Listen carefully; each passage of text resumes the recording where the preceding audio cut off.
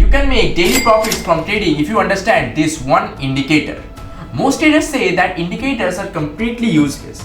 And yes, I'm gonna agree with them because at the end they are just market predictor. But there is one indicator that can make you money and most traders use that. That is volume. That's why in this video I'm gonna decode volume, and if you watch the video till the end, you can understand the whole concept of volume. What is volume and how to analyze it. So without wasting any time, let's get to the point.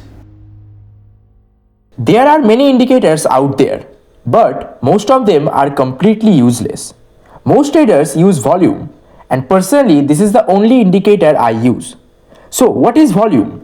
Volume tells us how many people are interested in a particular index or stocks in that particular time. So in that screen you can see volume.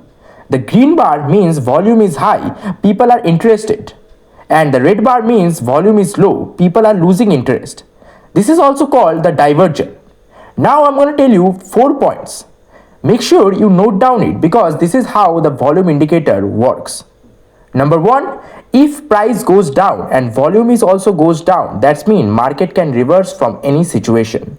Number 2, if price goes down and volume goes up, that means market continues to go down.